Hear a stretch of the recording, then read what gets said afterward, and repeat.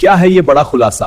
8 साल बाद बड़ा फैसला, क्या सस्ता होगा गैस? देखिए एलपीजी प्राइस गेम की पूरी सच्चाई। एलपीजी प्राइस जानिए क्या है असली खेल। अगर मैंने आपको बताया कि आपकी रसोई का एलपीजी सिलेंडर ग्लोबल पॉलिटिक्स से जुड़ा है, क्या आप मानोगे? भारत ने 8 साल बाद ईरान से एलपीजी क्यों खरीदी? आइए समझते हैं इकोनॉमी, ज्योग्राफी और करंट अफेयर्स के संदर्भ में। तीसरे के बाद भारत खर्च पर है। तेईरान पॉलिटिक्स के साथ भारत दोखरी में। 8 साल बाद भारत ने अचानक ईरान से एलपीजी खरीद ली। क्या यह सिर्फ एक डील है या इसके पीछे छुपा है ग्लोबल पॉलिटिक्स, सैंक्शंस और एनर्जी क्राइसिस का बड़ा खेल? इंडिया की बढ़ती एनर्जी जरूरतें ग्लोबल पॉलिटिक्स और ईरान पर लगे सैंक्शन से जूझ रही हैं। क्या यह एनर्जी क्राइसिस वैश्विक शक्ति संतुलन को बदल देगा? आज के इस वीडियो में हम जानेंगे एलपीजी आखिर आती कहां से है, भारत ईरान से क्यों दूर हुआ था, एलपीजी या द्रवित पेट्रोलियम गैस, भारत ने ईरान से तेल आयात कम किया था, अब फिर से खरीद क्यों शुरू हुई, और इसका आपके सिलेंडर के दाम पर क्या असर पड़ेगा। सरकार ने घरेलू एलपीजी सिलेंडर पर सब्सिडी फिर से शुरू की है। सबसे पहले समझते हैं एलपीजी क्या होती है। एलपीजी का फुल फॉर्म है लिक्विफाइड पेट्रोलियम गैस।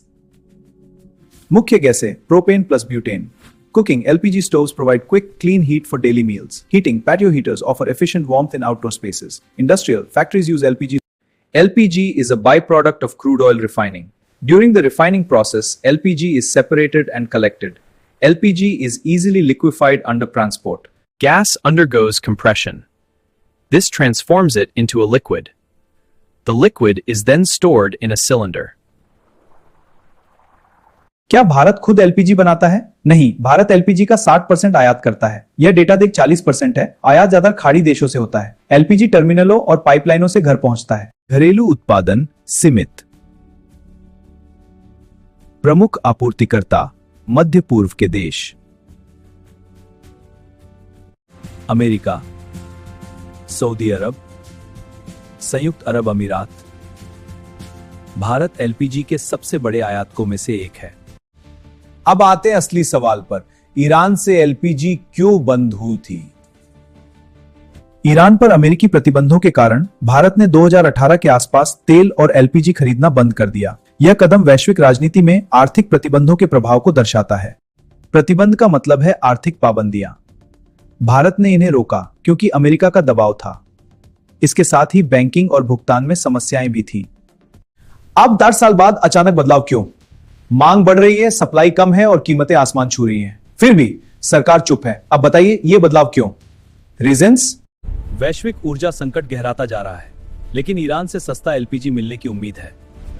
ईरान का एलपीजी $400 प्रति टन है, जो वैश्विक $600 से सस्ता है। आपूर्ति विविधीकरण। भारत को सस्ती और स्थिर ऊर्जा आपूर्ति चाहिए। नमस्कार, आज हम एक महत्वपूर्ण मुद्दे पर चर्चा करेंगे। इसका असर आम आदमी पर क्या पड़ेगा। कई विशेषज्ञों का कहना है कि कीमतें बढ़ सकती हैं, कुछ क्षेत्रों में नौकरियों पर भी असर पड़ सकता है। हमारे साथ बने रहें। एलपीजी के दाम स्थिर हो सकते हैं। आयात लागत कम होने से महंगाई पर नियंत्रण हो सकता है। स्थिर कीमतें और कम महंगाई से उपभोक्ताओं को राहत मिलेगी।